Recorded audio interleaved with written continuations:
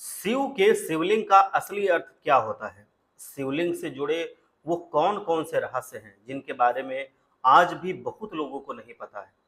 तो अगर आप भी उन्हीं लोगों में से एक हैं जो शिवलिंग की पूजा तो करते हैं, लेकिन ना तो इसका असली अर्थ जानते हैं और ना ही इसके पीछे के रहस्यों को, तो इस वीडियो को अंत तक ध्यान से देख लेना क्योंकि ये बातें आज आपको हैरान कर देंगी। एक बार कमेंट में हर हर महादेव जरूर लिखना, जिससे भोलेनाथ आपके ऊपर कृपा बनाए रखें।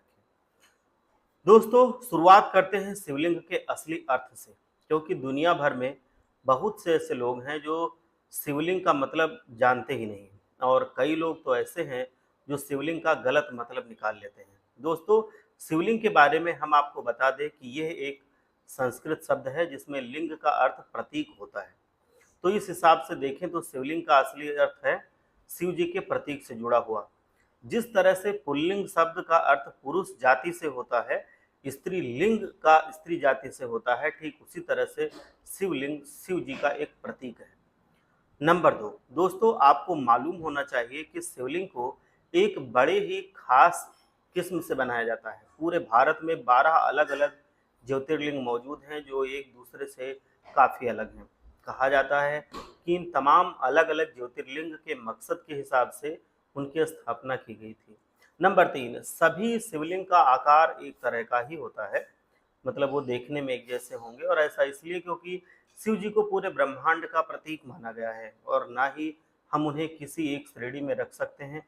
पूरा ब्रह्मांड शिव जी से जुड़ा हुआ है और शिव जी पूरे ब्रह्मांड के लिए हैं। लिंग का दूसरा अर्थ अनंत भी होता है, जिसका कोई अंत ना हो। नंबर 4, अब हम आपको ये बताते हैं कि आखिर शिव जी की पूजा लिंग के रूप में क्यों की जाती है, प्रतीक के रूप में क्यों की जाती है।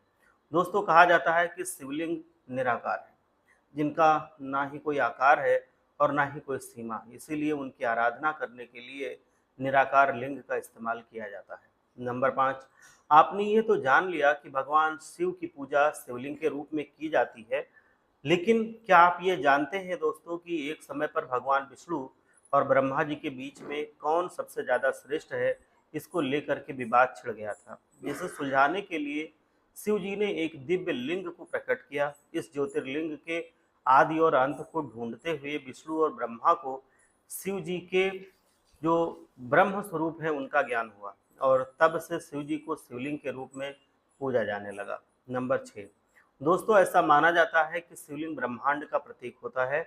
शिव का आकार हमारे ब्रह्मांड में घूम रहे आकाश गंगा और उन पिंडों की तरह है जहाँ पर जीवन होने की संभावना जताई जाती है। वायु पुराण में ये बताया गया है कि प्रलय काल के समय समस्त सृष्टि पूरे तरह से विलीन हो जाती है, और सृष्टि काल में जहाँ से सृष्टि प्रकट होती है उसे शिवलिंग ही कहते हैं। पूरे विश्व की संपूर्ण ऊर्जा शिवलिंग में समा जाती है।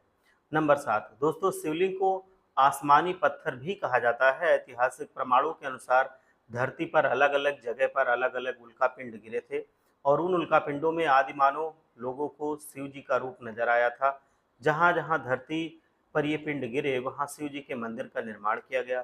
तो दोस्तों ये थे शिवलिंग से जुड़े वो रहस्य जो ज़्यादातर लोग नहीं जानते हैं। ये जानकारी ज़्यादातर लोगों को नहीं है, तो इसलिए इसको ज़्यादा से ज़्यादा शेयर करें जिससे उन तक भी ये जानकारी पहुँच जाए। हर हर महादेव।